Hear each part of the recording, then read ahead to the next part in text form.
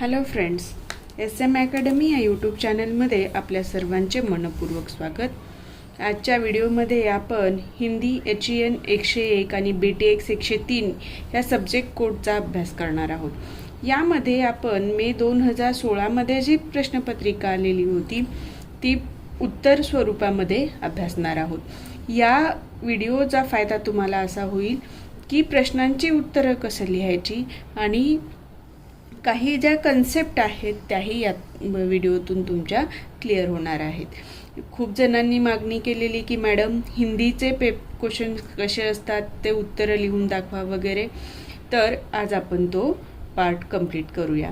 त्यापूर्वी तुम्ही चॅनलवर नवीन असाल आणि चॅनलला अजूनही सबस्क्राइब केलेलं नसेल तर सबस्क्राइब करून घ्या, जेणेकरून तुम्हाला व्हिडिओचे नोटिफिकेशन्स मिळतील आणि व्हिडिओ लवकरात लवकर बघता येईल आणि तुम्हाला परीक्षेमध्ये याचा नक्की फायदा होईल। तर हिंदी HEN 101 किंवा कॉमर्सचा BTX 103 हा सब्जेक्ट कोड आहे। याच्यामध्ये दोन पार्ट आहेत, बरोबर आहे, इंग्लिश आणि हिंदी। तर दोन्हीमध्ये तुम्हाला इथे काय आहे, इंग्लिशमध्ये दोन मेन क्वेश्चन्स आहेत आणि हिंदीमध्ये पण दोन मुख्य प्रश्न आहेत।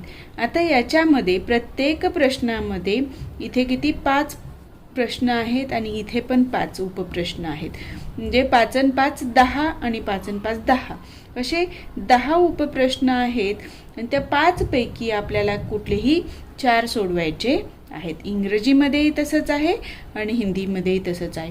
म्हणजे तुम्हाला जे 80 मार्काचा पेपर आहे त्यापैकी 40 मार्क इंग्लिशसाठी आणि 40 मार्क जे आहेत ते हिंदीसाठी असणार आहेत, ठीक आहे।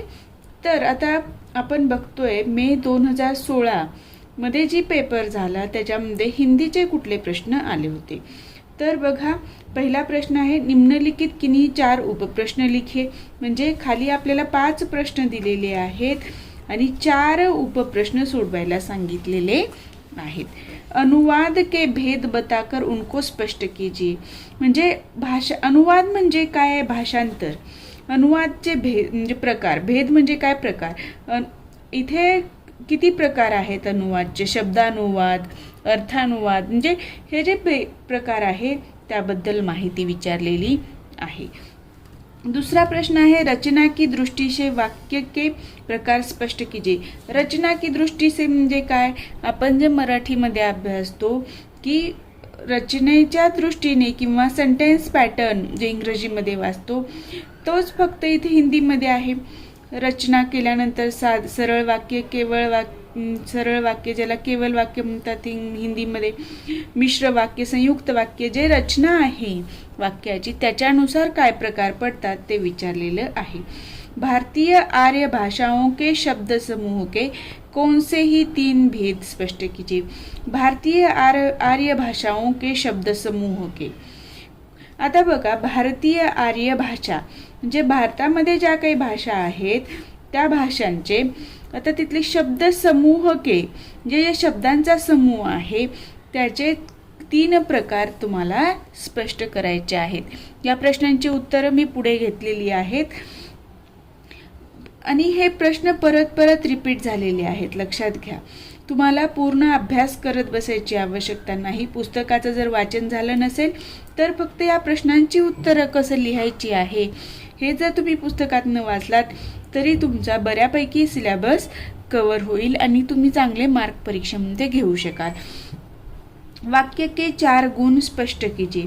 वाक्याचे 4 गुण म्हणजे वाक्यातून काय काय अर्थ व्यक्त होतात, वाक्याचे गुण कोणकोणते आहेत ते आपल्याला सांगायचे आहेत। वाणिज्य पत्रों के भेदों को स्पष्ट कीजिए। वाणिज्य पत्र म्हणजे काय, व्यापार पत्र। भेदों को स्पष्ट कीजिए म्हणजे वाणिज्य पत्रामध्ये काय असं वेगळेपण आहे किंवा काय गुण आहेत ते आपल्याला इथे सांगायचं आहे। आता हा पहिला प्रश्न झाला हिंदीचा।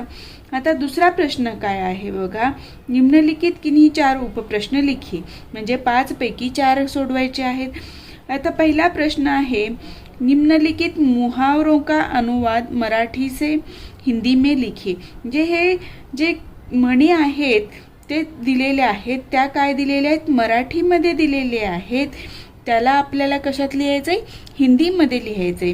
काय काय दिले? घाम गाळणे, डाळ न शिजणे, डोंगर कोसळणे, माशी मारणे, तोंडाला पाणी सुटणे. म्हणजे ह्या ज्या म्हणी आहेत त्या मराठीत दिलेल्या आहेत, त्या आपल्याला हिंदीमध्ये लिहायच्या आहेत. आणि पुस्तकामध्ये एक पार्ट आहे अनुवादच्या याच्यामध्ये की मराठीत म्हणी आहेत आणि हिंदीत आहेत. परत शब्दसुद्धा एकमेकांना कुठला प्रतिशब्द वापरला गेला तो, वाक्यप्रचार आहेत. ह्या गोष्टी तुम्हाला परीक्षेमध्ये सतत विचारलेल्या आहेत, त्यामुळे त्या तुम्हाला अभ्यासायच्याच आहेत. तिथे तुमचे 5 मार्क्स फिक्स होतात. दूसरा प्रश्न आहे, हिंदी ही देश की राष्ट्रभाषा होणे योग्य है, स्पष्ट कीजिए. हिंदी ही म्हणजे हिंदीच फक्त जी आहे राष्ट्रभाषा होण्यासाठी योग्य आहे का ते स्पष्ट करायचं आहे. आणि हिंदी या भाषेमध्ये कोणकोणते गुण आहेत ज्याच्यामुळं राष्ट्रभाषा होण्यासाठी ती योग्य आहे ते तुम्हाला पॉइंट थ्रू लिहायचं आहे. तिसरा प्रश्न आहे, हिंदी भाषा के 3 अर्थ कौन से है. हिंदी भाषाचे 3 अर्थ विचारले, 3 प्रकार विचारलेले आहेत. आता चौथा प्रश्न दिलेला आहे, वाक्य की परिभाषा बताकर साधारण वाक्य को स्पष्ट कीजिए. वाक्य की परिभाषा म्हणजे काय, वाक्याचं म्हणजे काय, वाक्याची व्याख्या सांगायची आहे. आणि साधारण वाक्य म्हणजे काय, इथे केवळ वाक्य जे मराठीत असतं ते साधारण वाक्य, सरळ वाक्य आपल्याला त्याविषयी माहिती लिहायची आहे. ज्यामध्ये काय असणार आहे, कर्ता, कर्म, क्रियापद किंवा एकच कर्ता आहे, एकच मुख्य क्रियापद आहे, याचा आधार घेऊन साधं वाक्य कसं बनतं त्याविषयी उदाहरण देऊन तुम्हाला उत्तर लिहायचे. आता 5वा प्रश्न होता, भाषा विज्ञानवेत्ता संसार की भाषाओं को किन कुलों में विभाजित करते हैं. भाषा विज्ञानवेत्ता म्हणजे काय, जे आता प्रत्येक गोष्टीमध्ये तत्वज्ञ असतात, शास्त्रज्ञ असतात. जसं विज्ञानाचे शास्त्रज्ञ आहेत विज्ञानाचा अभ्यास करण्यासाठी, तसं भाषेचा अभ्यास करण्यासाठी भाषा विज्ञानवेत्ता असतात. त्यांनी ह्या जगामध्ये जेवढ्या भाषा आहेत त्यांचं विभाजन कोणकोणत्या गटामध्ये केलेलं आहे ते आपल्याला विचारलेलं आहे. आता आपण बघणार आहोत या प्रत्येक प्रकारच्या प्रश्नाचं उत्तर कसं सोडवायचं आहे. पहिला प्रश्न जो होता बरोबर आहे, त्यातला पहिला प्रश्न आहे, अनुवाद के भेद बताकर उनको स्पष्ट कीजिए. आता याचं उत्तर लिहिताना बघा तुम्हाला कसं लिहायचंय. अनुवाद एक भाषा से दूसरी भाषा में होता है. बरोबर है, एका भाषेतून दुसऱ्या भाषेत अनुवाद होतो. जिस भाषा से अनुवाद किया जाता है उसे मूल भाषा, आधार भाषा या स्रोत भाषा कहा जाता है. जिस भाषा में अनुवाद किया जाता है उसे लक्ष्य भाषा कहा जाता है. आता तुम्हाला इथे सांगायचे मूळ भाषा म्हणजे कोणती आणि लक्ष्य भाषा कोणती. ज्या भाषेतून आपण अनुवाद करतो, म्हणजे जर मराठीत हे असेल तर ती मूळ भाषा होईल, आणि जर आपण हिंदीत अनुवाद केलं तर हिंदी काय होते, इथे लक्ष्य भाषा होते. हे लक्षात ठेवा. आणि ह्या प्रश्नांची उत्तरं तुम्ही जसंच्या तशी लिहिलात तरी उत्तमच आहे. पण तुम्हाला जर हे जसंच्या तसं लक्षात राहत नाही तर स्वतःच्या भाषेमध्ये पण हिंदीमध्ये लिहायचं, हे लक्षात घ्या. मी जरी मराठीत समजून सांगत असले तरीही आपला पेपर काय हिंदीचा आहे. ठीक आहे. आता बघा, अनुवाद की शैली और प्रक्रिया के आधार पर अनुवाद के भेद किए जाते हैं.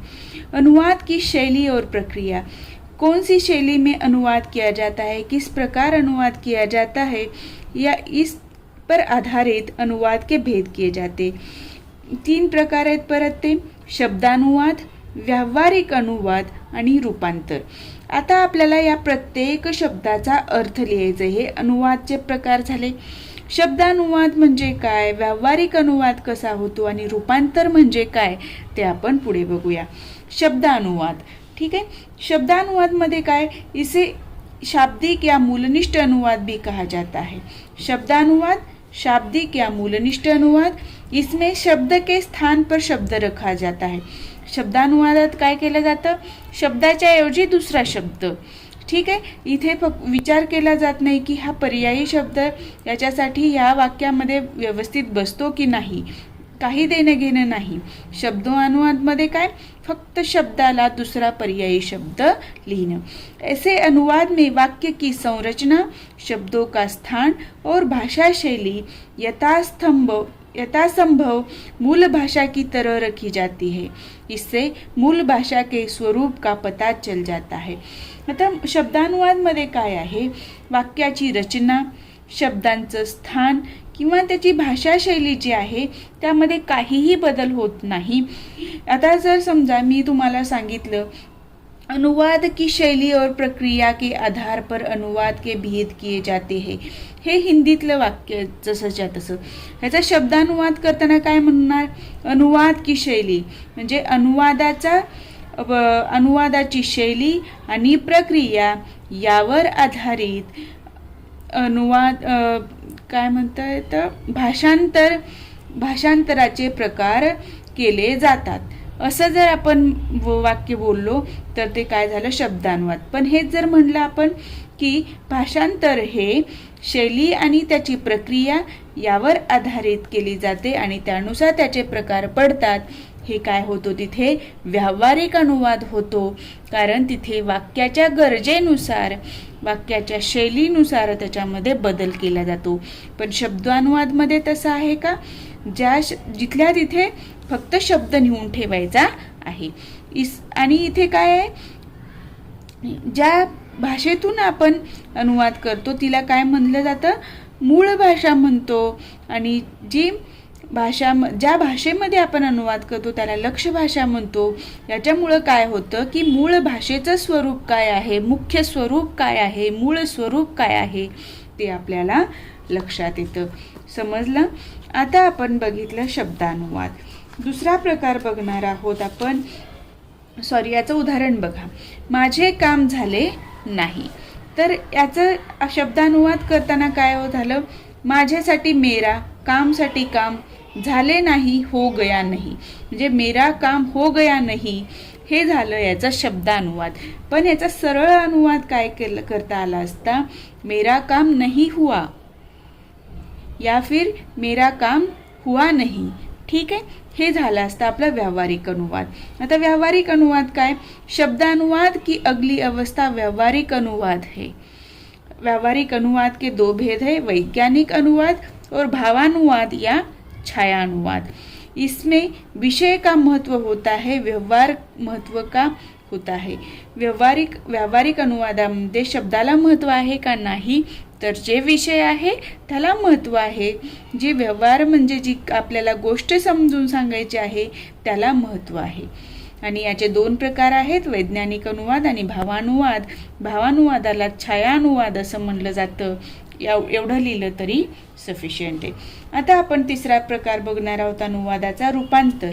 रूपांतर म्हणजे काय आहे, अनुवादक अपनी भाषा की प्रकृति, संस्कृति और अपनी अभिरुचि के अनुसार मूल कथन में आवश्यक परिवर्तन कर अनुवाद प्रस्तुत करता है. रूपांतर में मूल रचना के आधार पर लक्ष्य भाषा में इस प्रकार अनुवाद प्रस्तुत किया जाता है कि मानो वह रचना लक्ष्य भाषा में ही लिखी गई हो. इस प्रकार अनुवाद के भेद होते हैं.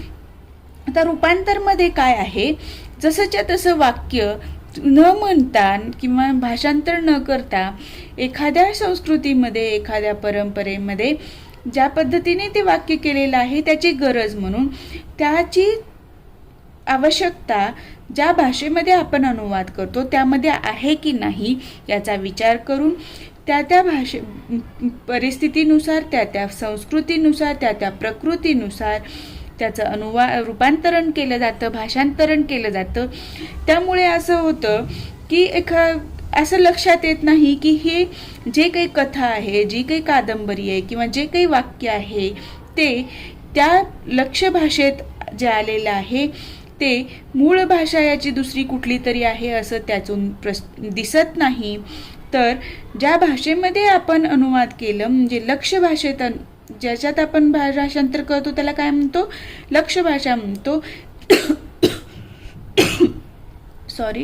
तर त्या लक्ष्य भाषेमधलंच हे कथन आहे किंवा हा कंटेंट आहे असं तिथे त्या अनुवादातनं किंवा त्या भाषांतरातनं व्यक्त होत असतं. लक्षात आलं. अनुवाद के भेद, शब्दानुवाद, व्यावहारिक अनुवाद आणि रूपांतर. शब्दानुवादमध्ये मूल भाषा आणि लक्ष्य भाषा, त्याच्यामध्ये फक्त शब्दाचा विचार केला जातो. व्यावहारिक अनुवादामध्ये व्यवहारामध्ये कुठली रचना योग्य वाटेल ते त्या गोष्टीला विषयाला महत्त्व असतं. रूपांतर असं केलं जातं की आपण म्हणतो बघा, एखाद्या कादंबरीचं आपण भाषांतर करतो, जेणेकरून आपल्याला वाटतं की ही जी काही कादंबरी आहे किंवा ही जी काही कथा आहे ती ह्याच भाषेतून लिहिली गेलेली आहे. लक्षात आलं?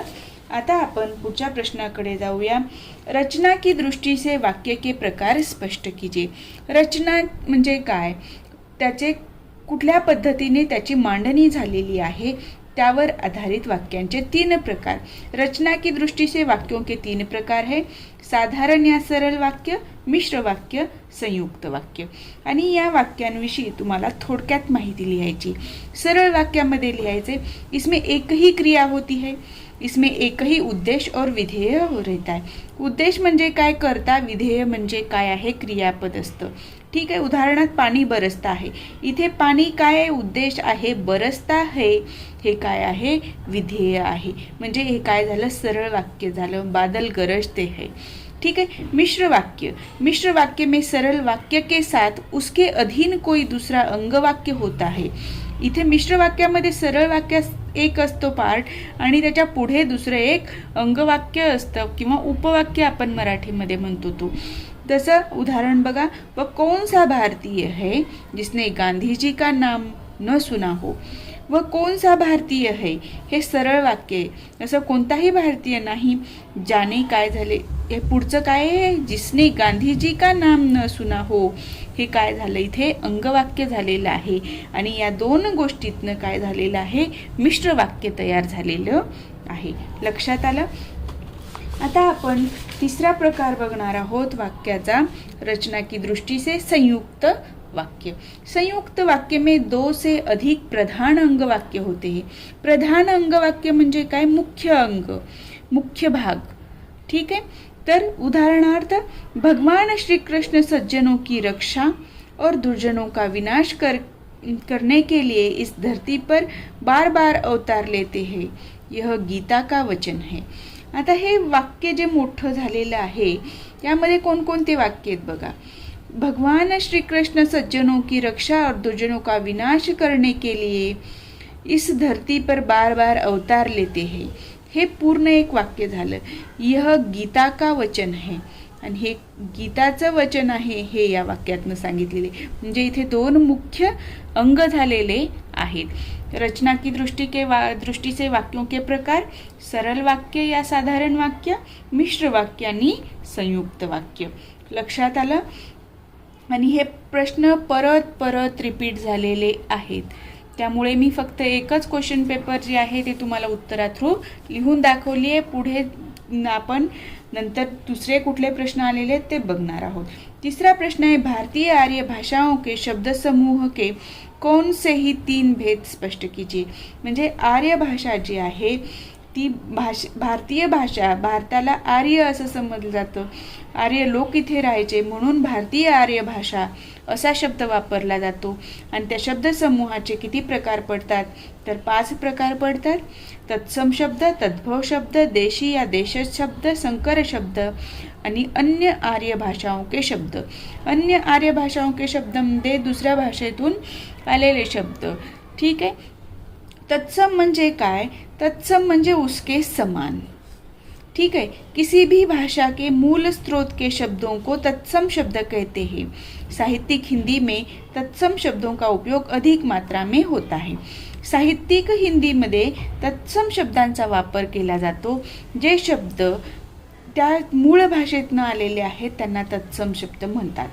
ठीक आहे. आता तत्सम शब्द कोणकोणते येतात तर बघा, राजा, देव, देवी, योग, मस्तक, सत्य, फल, पुत्र आदी हे जे शब्द आहेत ते काय आहेत, तत्सम शब्द आहेत. तद्भव म्हणजे काय, तत्सम शब्दाचा अपभ्रंश होऊन तद्भव शब्द तयार होतात. तत्सम म्हणजे काय, उसके समान. ठीक आहे. पण तद्भव म्हणजे काय, तर तद्भव शब्द संस्कृत से उत्पन्न होते. संस्कृतमध्ये जे शब्द आहेत ते तत्सम शब्द आहेत. ठीक आहे. त्यांच्यामध्ये जे विकृती घडली त्याच्यातनं तद्भव शब्द बनले. आणि साहित्यिक हिंदीमध्ये काय, तत्सम शब्दांचा वापर केला जातो, पण हिंदी में तद्भव शब्दों की संख्या सर्वाधिक है. हिंदीमध्ये तद्भव शब्दांची संख्या जास्त आहे। मूल शब्दों का विकृत रूप तद्भव कहलाता है। लक्षात ठेवा, मूल शब्दों का विकृत रूप तद्भव कहलाता है। सर्वसामान्य लोगों की बोलचाल की हिंदी में तद्भव शब्द अधिक मात्रा में होते हैं। सर्वसामान्य लोक जे आहेत ते त्यांच्या बोलीभाषेमध्ये काय वापरतात? तद्भव शब्दांचा वापर करतात। साहित्यिक हिंदीमध्ये तत्सम शब्दांचा वापर। आता इथे आपण बघतोय संस्कृतमधून तद्भव शब्द कसे बनले।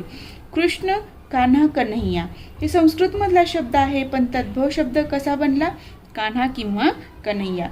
गृह, घर, अग्नी, आग हे उदाहरण देऊन तुम्हाला सांगायचं आहे। ठीक है। तीसरा प्रकार है देशी किंवा देशज। देशज का अर्थ है देश में उत्पन्न। देशी शब्द बोलचाल की भाषा से सहज उत्पन्न होते हैं, उनकी उत्पत्ति नहीं मिलती। जे देशात उत्पन्न झालेले शब्द आहेत त्यांची वेगळी अशी उत्पत्ति आपल्याला सापडत नाही। जो शब्द न संस्कृत के हैं, न संस्कृत से बने हैं, न विदेश की किसी भाषा से आए हैं, ऐसे शब्दों को देशी या देशज शब्द कहलाते हैं। उदाहरण द्यायचं आहे, आटा, भुसा, कद्दू, झगडा, घपला। ठीक आहे, हे तुम्हाला शब्द आहेत जे काय आहेत? देशी शब्द आहेत। आटा, भूसा, कद्दू, झगड़ा, घपला। जो शब्द ना संस्कृत के हैं, ना संस्कृत से आए हैं, ना किसी और देश से आए हैं या विदेशी भाषा से नहीं आए हैं, ऐसे शब्दों को कहते हैं देशी या देशज शब्द। ठीक आहे। आता पुढचा प्रकार आहे संकर। संकरमध्ये काय असतं? संकर म्हणजे काय? हायब्रिडायजेशन, एक दोन भाषा एकत्र येऊन एखादा शब्द बनणे। भिन्न भिन्न भाषाओं के शब्दों को जोड़कर बनाए गए शब्द संकर कहलाते हैं। उदाहरणार्थ चोर दरवाजा। चोर दरवाजा मध्ये चोर हा काय फारसी शब्द आहे आणि दरवाजा हिंदी आहे। रेलगाड़ी, रेल इंग्रजी शब्द आहे आणि गाड़ी हिंदी शब्द आहे। अन्य आर्य भाषाओं के शब्द। आर्य भाषाएं एक दूसरे से भी शब्द ग्रहण करती है, इस प्रकार हिंदी में भी शब्द आहे।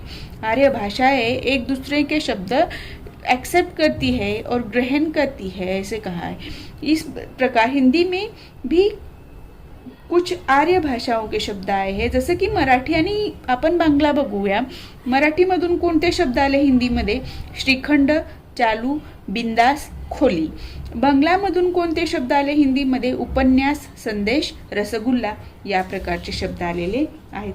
फक्त तुम्हाला 3 विचारले तर 3च प्रकार लिहा तुम्ही। मी तुम्हाला माहितीच तर पुढे जर विचारलं एखादं डिटेल याच्याबद्दल तर तुम्हाला लिहिता यावं म्हणून मी पुढचं पार्ट तुम्हाला सांगितलेला आहे। ठीक आहे। आता आपण बघणार आहोत चौथा प्रश्न। वाक्य के 4 गुण स्पष्ट कीजिए। वाक्याचे 4 गुण स्पष्ट कीजिए म्हणजे वाक्य काय अर्थ व्यक्त करतात, वाक्यातले त्यात इनबिल्ड म्हणजे त्याच्यामध्ये कुठल्या गोष्टी वाक्यामध्ये असतात ते आपल्याला इथे सांगायचं आहे। वाक्य में सिर्फ कर्ता, कर्म और क्रियापद होने से ही वाक्य परिपूर्ण नहीं होता, उसमें और कुछ गुणों की आवश्यकता होती है। प्राचीन संस्कृत पंडितों ने उसमें निम्नलिखित गुण आवश्यक माने थे। फक्त कर्ता, कर्म, क्रियापद आहे म्हणजे वाक्य पूर्ण झालं असं होत नाही, तर त्यामध्ये काही आवश्यक गोष्टी असतात। त्या कोणकोणत्या ते बघूया।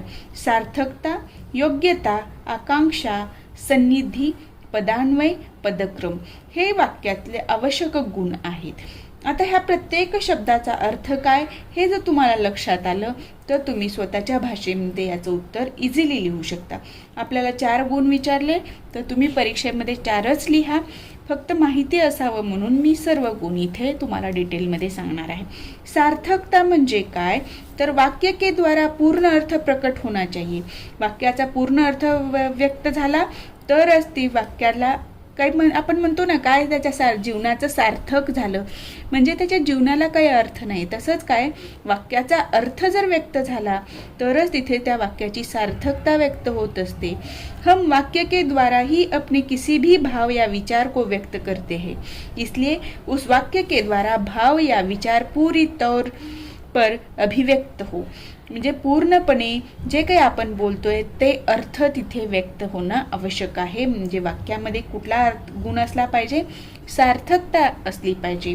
योग्यता, शब्दों पदों की आपस में संगति यानी योग्यता. योग्यता म्हणजे काय, शब्द और पदों की आपस में संगति यानी योग्यता. शब्द आणि पद, जे वाक्य मी लिहिते ते शब्द किंवा त्याच्यातला एक भाग जो असतो, जसं आपस में हा काय इथे पद असतो. हे शब्द आणि पद किंवा पद जर एकमेकांशी जर संगत असतील, सुसंगत असतील, तरच अर्थ व्यक्त होऊ शकतो, तरच योग्य वाक्य बनलं असं आपण म्हणू शकतो. इन पदों में प्रसंग के अनुसार भाव का बोध कराने की योग्यता होनी चाहिए. ठीक है. आता आकांक्षा, तीसरा गुण है आकांक्षा. आकांक्षा के कारण आशय स्पष्ट होता है. आकांक्षा के कारण आशय स्पष्ट होता है, इसलिए आकांक्षा की पूर्ति के पद भी होने चाहिए. फक्त आपण राम असं म्हणून सोडलं तर चालणार आहे का. राम वकील बन गया म्हणजे इथे आपण राम फक्त म्हणून सोडलं तर एक आपल्याला अपेक्षा असते की पुढे काय झालं, रामचं पुढे काय झालं.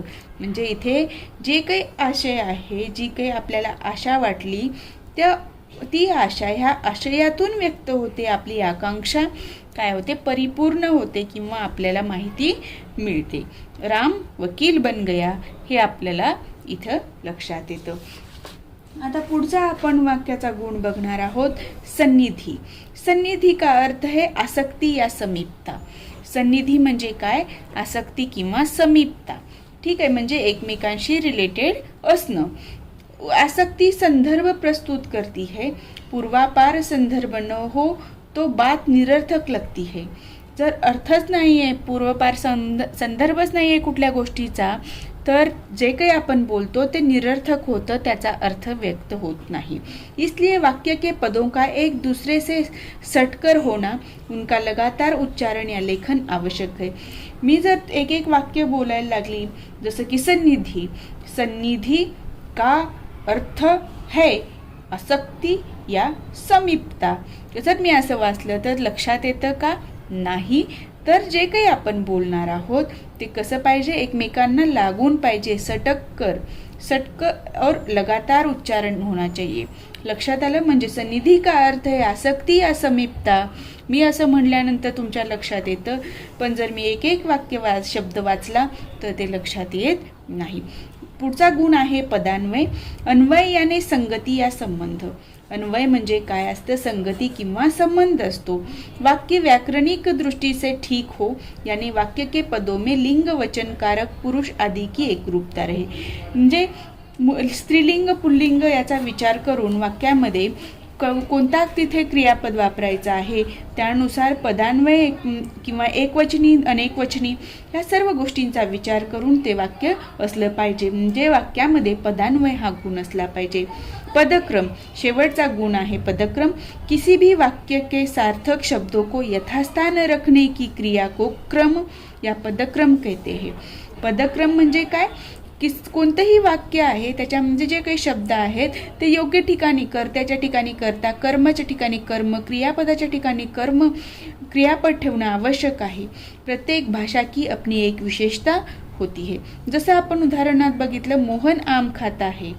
हे झालं पहिलं वाक्य हिंदीमध्ये. पण इंग्रजीमध्ये आपण काय म्हणतो, मोहन इट्स अ मँगो.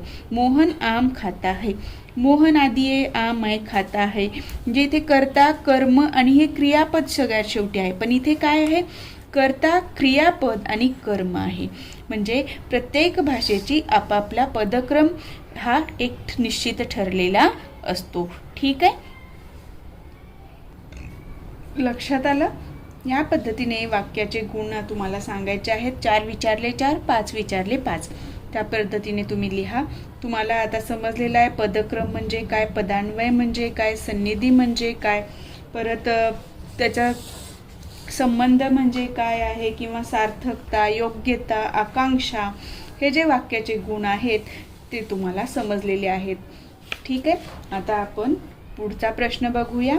वाणिज्य पत्रों के भेदों को स्पष्ट कीजिए. आता वाणिज्य पत्र म्हणजे काय असतं, तर व्यापारी जे पत्र, वाणिज्य म्हणजे काय, व्यापार. ठीक आहे. व्यापाराशी संबंधित जे काही पत्रव्यवहार आहेत त्या सगळ्यांना काय म्हणलं जातं? वाणिज्य पत्र म्हणलं जातं. लक्षात आलं? तर व्यापारिक पत्र, वाणिज्य पत्र व्यापार कार्य से संबंधित होते हैं. ठीक है. वाणिज्य पत्रों के भेद या प्रकार निम्नलिखित है. आता वाणिज्य पत्रों के भेदों को स्पष्ट कीजिए. म्हणजे इथे प्रकार विचारलेत वाणिज्य पत्रांचे. कोणकोणते आहेत? तर मूल्य की पूछताछ और मूल्य बताने वाले पत्र. म्हणजे आपण एखाद्या गोष्टीची किंमत काय आहे हे विचारण्यासाठी किंवा त्याची चौकशीसाठीचे पत्र लिहितो ते. दुसरं क्रयादेश के पत्र. क्रयादेश म्हणजे काय? मागणी पत्र. आपल्याला ऑर्डर द्यायची आहे, एवढं आपला माल पाहिजे, एवढे पुस्तकं पाहिजे, एवढ्या कपडे पाहिजे, ते जे काही आपण पत्राद्वारे सांगतो ते काय झालं? क्रयादेश. ठीक आहे. संदर्भ के पत्र. संदर्भ एखादा गोष्ट, आता आपण आधी विचारलं होतं मूल्य की पूछताछ केली, मग आपण जेव्हा पत्र लिहितो संदर्भ के पत्र त्यावेळेला आपण सांगतो की ह्या संदर्भानुसार मी हे चौकशी केली होती, यानुसार हे गोष्टी आवश्यक आहेत. म्हणजे हे काय झालं? संदर्भ के पत्र. सूचनादायी पत्र. जे काही सूचना आहेत आपल्याला सांगायच्या असतील तर ते पत्राद्वारे आपण सांगू शकतो. भुगतान संबंधी पत्र. म्हणजे तुम्हाला जे काही पेमेंट आहे, भुगतान म्हणजे काय? पेमेंट करणे, पैसे देणे. एखादी वस्तू आपण खरेदी केली पण ते आपण DD थ्रू, चेक थ्रू किंवा ऑनलाईन पेमेंट केलं, हे आपण पत्रा थ्रू सांगतो. आजकाल आपण मेसेज थ्रू सांगतो. ठीक आहे. म्हणजे हे भुगतान संबंधी पत्र. शिकायती पत्र. एखाद्या गोष्टी आपल्याला जर आवश्यक किंवा आपल्याला अपेक्षित अशी गोष्ट मिळाली नाही तर आपण त्याची तक्रार करू शकतो, ते शिकायत पत्र. एजन्सी संबंधी पत्र. एजन्सी संबंधी पत्र म्हणजे बघा याच्यामध्ये फ्रँचायझी. जर एखादी आपल्याला एखाद्या गोष्टीची सेल करायचं आहे, विकायची गोष्ट आहे, तर समजा पतंजलीचं उदाहरण घेऊ आपण. पतंजलीची एजन्सी मिळते आपल्याला, बरोबर आहे. तर पतंजलीचे जे प्रोडक्ट आहेत ते आपल्या विकण्यासाठी एखादा व्यक्ती, मला तुमची एजन्सी चालवायची आहे आणि त्या थ्रू मला तुमच्या वस्तूंचा सेल करायचा आहे, असं जे काही सांगितलं जातं ते त्या वाणिज्य संबंधित पत्र म्हणजे काय? एजन्सी संबंधी पत्र. बँक, रेल, यातायात कंपनी से संबंधित पत्र. आवेदन पत्र. म्हणजे वाणिज्यिक पत्रांचे हे प्रकार आहेत. याविषयी तुम्हाला थोडक्यात माहिती लिहायची किंवा फक्त स्पष्ट कीजिए म्हटलेलं आहे, त्यामुळे तुम्हाला याची 1-2 ओळीमध्ये माहिती लिहायची आहे. पण हे 9च्या 9 लिहायचं नाही, 4 ते 5 लिहा, म्हणजे तुम्हाला 5 मार्क्स इथे कव्हर होतील. ठीक आहे. पण जर फक्त यादी सांगा किंवा वाणिज्यिक पत्राचे प्रकार, वाणिज्यिक पत्रों के भेद बताइए, एवढंच जर म्हणलं तर तुम्हाला हे सर्व प्रकार सांगावे लागतील. ठीक आहे. आता आपला पहिला प्रश्न संपला. आता दुसरा प्रश्न. दुसऱ्या प्रश्नामध्ये काय होता? पहिला प्रश्न मुहावरा दिलेला होता, ज्याचं मराठीत दिलं होतं ते आपल्याला हिंदीमध्ये लिहायचं होतं, बरोबर आहे. घाम गाळणे त्याला काय म्हणलं? पसीना बहाना. डाळ न शिजणे, दाल न गलना. डोंगर कोसळणे, पहाड तुटना. माशी मारणे, मक्खी मारणा. तोंडाला पाणी सुटणे, मुंह में पाणी भर आना. म्हणजे तुम्हाला या पद्धतीने याचं उत्तर लिहायचे. आधी काय करायचंय? मराठीत जी काही म्हण दिली आहे ती त्याच्या पुढे तुम्हाला हिंदीमधली म्हण लिहायची आहे. ठीक आहे. आता दुसरा प्रश्न होता, हिंदी ही देश की राष्ट्रभाषा होणे योग्य है, स्पष्ट कीजिए. का बाबा हिंदीच फक्त देशाची राष्ट्रभाषा होण्यासाठी योग्य आहे? तर का आहे ते तुम्हाला इथे सांगायचं आहे. हिंदी ही इस देश की राष्ट्रभाषा होने योग्य है क्योंकि, आता पॉइंट थ्रू उत्तर लिहा, उसे देश के सभी भागों के लोग आसानी से बोल और समझ सकते हैं. आसानी से बोल और समझ सकते हैं, इसलिए हिंदी राष्ट्रभाषा होने योग्य. हिंदी को लगभग 1000 वर्षों की परंपरा है. साधु संतों ने उसे मध्यकाल में पूरे देश में फैला दिया था. म्हणजे हजारों वर्षांची परंपरा आहे. इस भाषा में सूर, तुलसी, जायसी, कबीरा, मीरा और जैसे विश्वस्तर के साहित्यकार हुए. यामध्ये हिंदी भाषेमध्ये हे महान साहित्यकार होऊन गेलेले आहेत, जे देशाच्या वेगवेगळ्या भागातले आहेत. पुढचा पॉइंट येतो, भारत की स्वतंत्रता आंदोलन की भाषा हिंदी ही थी. राजकाल में इसका उपयोग मध्यकाल में भी होता रहा है। आधुनिक काल में सभी सरकारी संस्थाओं में हिंदी में कार्य हो रहा है। सबसे बड़ी बात है कि हिंदी भारत की सामाजिक संस्कृति की प्रतीक भाषा है। इसमें सारे भारत की संस्कृती की प्रतिछाया मिळती है। म्हणजे तुम्हाला हिंदी राष्ट्रभाषा होणे योग्य आहे का, तर त्याच्यासाठी तुम्हाला सांगायचं आहे हिंदी सर्वजण बोलतात, सर्वांना समजते, हिंदीला प्राचीन परंपरा आहे। हिंदीमध्ये महान असे वेगवेगळ्या भागातनं झालेले कथा कादंबरीकार साहित्यिक कवी झालेले आहेत। भारताच्या स्वातंत्र्य चळवळीत पण हिंदीचा वापर झाला। मध्यकाळापासून राजकारभार चालवण्यासाठी हिंदीचा वापर होतो। सध्याही अनेक सरकारी ऑफिसेसमध्ये हिंदी वापरली जाते आणि भारताची सामाजिक संस्कृती जी घडली आहे त्यामध्ये हिंदी हे त्याचं प्रतीक मानलं जातं आणि हिंदीमध्ये भारताच्या संस्कृतीची झलक मिळते, म्हणून हिंदी ही राष्ट्रभाषा होण्यासाठी योग्य आहे हे तुम्हाला या प्रश्नाच्या उत्तरातून लिहायचं आहे।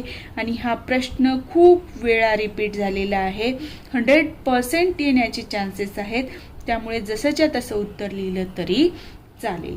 पुढचा प्रश्न आहे हिंदी भाषा के 3 अर्थ कौन से है। आता हिंदी भाषेचे 3 अर्थ विचारलेले आहेत। आता कोणकोणते आहेत ते बघूया। हिंदी अपनी विशालतम अर्थ में, बघा, हिंदी अपने विशालतम अर्थ में हिंदी प्रदेश में व्यवहार 17 बोलियों का प्रतिनिधित्व करती है। हिंदी साहित्य के इतिहास में हिंदी का प्रयोग इसी अर्थ में होता है। म्हणजे आता अर्थ म्हणजे काय, इथे प्रकार विचारलेला आहे इनडायरेक्टली, लक्षात घ्या। तर हिंदी ही विशालतम अर्थ में म्हणजे काय, खूप मोठ्या प्रमाणामध्ये जवळपास 17 बोली भाषा आहेत ज्या काय आहेत हिंदीशी कोरिलेट करतात आणि हिंदी यांचं काय करते, या 17 बोली भाषांचं प्रतिनिधित्व करते। आणि हिंदी साहित्याचा इतिहास जर बघितला तर खूप प्राचीन इतिहास आहे आणि या सर्व गोष्टीतनं आपल्याला हिंदीविषयी माहिती मिळते हे आपल्याला इथे सांगितलेलं आहे। ठीक आहे, हे प्रश्न जेव्हा वाचतो आपण हिंदी भाषा के 3 अर्थ कौन से है, तर त्यावेळेला अर्थ म्हणजे आपण जे मराठीत अर्थ घेतो तसं नाही, तर प्रकार कोणते किंवा त्याचे भाग कसे बनलेले आहेत, भेद कसे पडलेले आहेत ते तिथे सांगायचं आहे। ठीक आहे, दुसरं बघा, भाषा विज्ञान की दृष्टि से पश्चिमी हिंदी और पूर्वी हिंदी ही हिंदी है। भाषा विज्ञान काय म्हणतं की पश्चिमी हिंदी आणि पूर्वी हिंदी असे भाग त्याचे होतात असं मानतात। तिसरा प्रकार काय आहे, खडी बोली साहित्यिक हिंदी।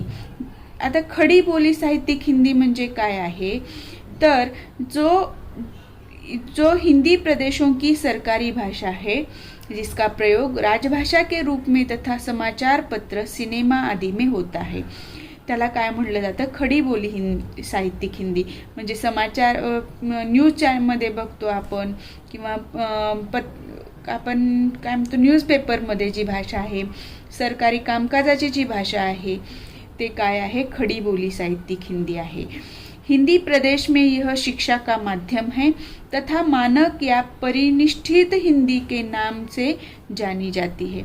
या खडी बोली साहित्यिक हिंदीलाच काय म्हणलं जातं, मानक हिंदी किंवा परिनिष्ठित हिंदी असंही म्हटलं जातं। तर हिंदी के 3 भेद विचारलेले जे आहे त्याच्यामध्ये आपल्याला काय प्रकार हिंदीचे भेद काय आहेत किंवा अर्थ, हिंदी भाषा के 3 अर्थ म्हणजे काय आहे, हिंदी भाषाचे जे प्रकार पडतात ते आहे, लक्षात घ्या। हे जर लक्षात आलं तर आपल्याला उत्तर लिहिता येईल। इथे काय सांगितलेलं आहे, बोली भाषा। ठीक आहे, ह्या बोली भाषा ज्या आहेत त्यांचं प्रतिनिधित्व सुद्धा कोण हिंदी करतं हे सांगितलेलं आहे। दुसरं काय सांगितलं, हिंदी भाषेचं पश्चिमी हिंदी आणि पूर्वी हिंदी असे प्रकार केले जातात असं भाषा विज्ञान म्हणतात, विज्ञानवेत्ते म्हणतात। तिसरा प्रकार काय आहे, खडी हिंदी साहित्यिक बोली किंवा मानक किंवा परिनिष्ठित हिंदी। लक्षात आलं, या पद्धतीने तुम्हाला उत्तर लिहायचं। हे तुम्हाला कठीण वाटतं सुरुवातीला पण तुम्ही रिव्हर्स जा, परत बघा आणि हे बघून झाल्यानंतर पुस्तकातनं वाचा, तुम्हाला हे इझी जाईल. ठीक आहे. आता पुढचा प्रश्न होता, वाक्य की परिभाषा बताकर साधारण वाक्य को स्पष्ट कीजिए. वाक्य के परिभाषा म्हणजे काय? वाक्याचा अर्थ विचारलेला आहे किंवा वाक्याची व्याख्या विचार. वाक्यापैकी परिपूर्ण परिभाषा काय आहे? वाक्याची परिपूर्ण परिभाषा, वह अर्थवान ध्वनि समुदाय किंवा पद समुदाय जो पूरी बात अथवा भाव की तुलना में अपूर्ण होते हुए भी अपने आप में पूर्ण हो तथा जिसमें प्रत्यक्ष या परोक्ष रूप से क्रिया का भाव हो. वाक्य म्हणजे काय आहे? अर्थपूर्ण शब्दसमूहास वाक्य म्हणतात, हे मराठीत झालं. पण इथे काय म्हणायचंय तुम्हाला? अर्थपूर्ण शब्दसमूह को वाक्य कहते हैं असं जरी तुम्ही शब्द प्लेन लिहिलात तरी तिथे तुम्हाला उत्तर चालणार आहे. तर इथे काय म्हणलं जातं? व अर्थवान म्हणजे अर्थ व्यक्त होतो, अर्थवान ध्वनि समुदाय जो पूरी बात अथवा भाव की तुलना में अपूर्ण है, फिर भी वो अर्थ को पूर्ण करता है और जिसके द्वारा प्रत्यक्ष या अप्रत्यक्ष रित्या काय होतो, त्या वाक्याचा भाव इथे व्यक्त होत असतो. आता रचना की दृष्टि से वाक्य के प्रकार आपण बघितलेला आहे. रचना की दृष्टि से वाक्य के प्रकार 3 जो प्रश्न येऊन गेलेला आहे. सरळ या साधारण वाक्य, मिश्र वाक्य, संयुक्त वाक्य. आता तुम्हाला फक्त विचारलं काय इथे? साधारण वाक्य को स्पष्ट कीजिए. तर फक्त तुम्हाला साधारण वाक्याबद्दलच माहिती लिहायची. साधारण वाक्य में एक ही उद्देश्य और एक ही विधेय होता है, एक ही क्रिया होती है और अर्थ सरल होता है. आणि उदाहरण देऊन सांगायचे, पाणी बरसता है, बादल गरजता है. या उदाहरणामध्ये तुम्हाला असं सांगायचंय परत, पाणी बरसता है याच्यामध्ये पाणी हा उद्देश आहे आणि बरसता है हा विधेय आहे. हे तुम्हाला तिथे या प्रश्नाचं उत्तर लिहिताना स्पष्ट करून सांगायचं आहे. समजलं? आता आपण पुढच्या शेवटच्या प्रश्नाकडे वळूया. भाषा विज्ञानवेत्ता संसार की भाषाओं को किन कुलों में विभाजित करते हैं. भाषा विज्ञानवेत्ता म्हणजे जे भाषेचा अभ्यास करणारे शास्त्रज्ञ आहेत, भाषा तत्वज्ञ आहेत, त्यांनी भाषांचं कोणकोणत्या भागामध्ये रूपांतर म्हणजे विभाजन केलेलं आहे ते आपण बघणार आहोत. भाषा विज्ञानवेत्ता संसार की भाषाओं को निम्नलिखित 12 कुलों में विभाजित करते हैं.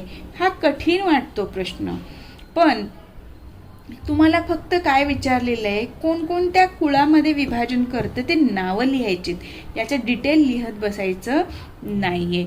प्रश्न हे जरी खूप 5 मार्काला आला ना तरी पण तुम्ही याच्याबद्दल जास्त माहिती लिहिण्याच्या ह्याच्यात नादाला पडू नका आणि वाचन करण्याच्या पण नादाला पडू नका, असं स्पष्ट माझं म्हणणं आहे.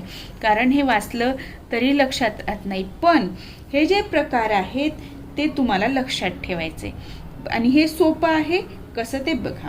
भारत युरोपीय कुल, सेमेटिक कुल, हेमेटिक कुल, तिब्बती चिनी कुल, युरल अल्टाई कुल, द्राविड कुल, मेले पालिनेशियन कुल, बंटू कुल, मध्य अफ्रीका कुल, अमेरिका की भाषाओं का कुल, ऑस्ट्रेलिया तथा प्रशांत महासागर की भाषाओं का कुल, शेष भाषाएं.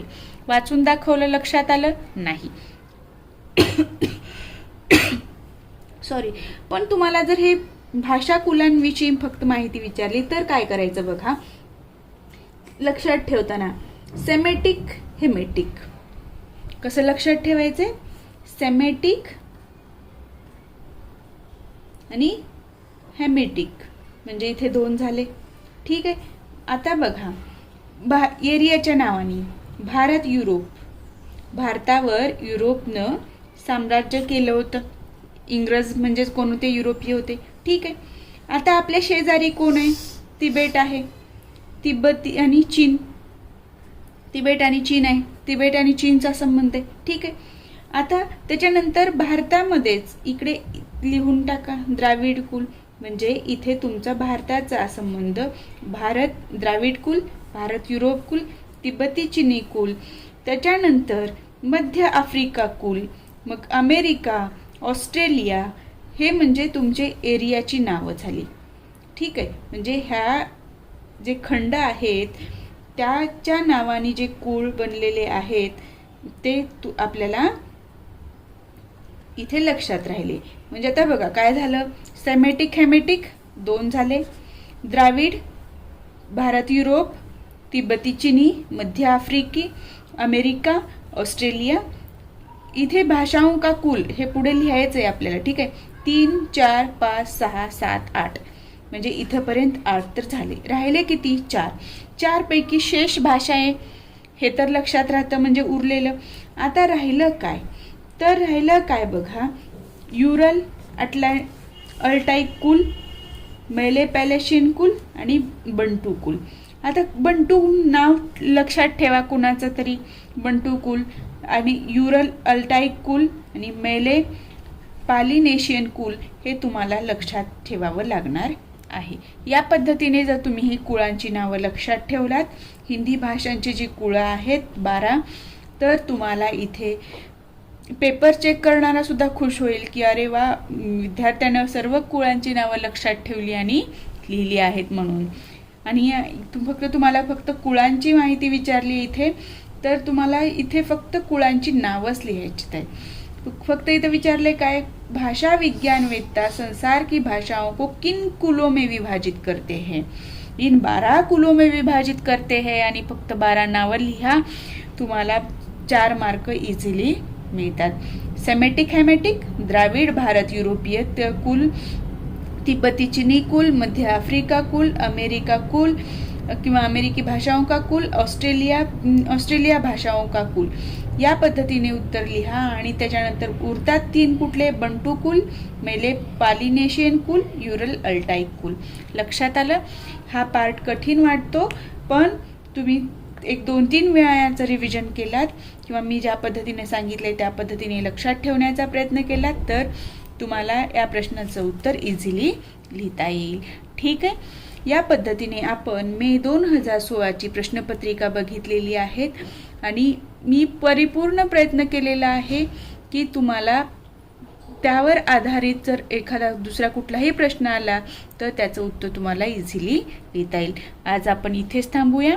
नेक्स्ट व्हिडिओमध्ये आपण उर्वरित जे प्रश्न आलेले आहेत परीक्षेमध्ये त्याविषयी अभ्यास करूया आणि तुम्ही या प्रश्नांच्या मार्फत जावा, म्हणजे तुमचा अभ्यास कमी वेळामध्ये जास्त कव्हर होईल. तुम्ही जर चॅनलवर नवीन असाल आणि चॅनलला अजूनही सबस्क्राईब केलेलं नसेल तर सबस्क्राईब करा, जेणेकरून तुम्हाला व्हिडिओचे नोटिफिकेशन्स मिळतील आणि व्हिडिओ लवकरात लवकर बघता येईल.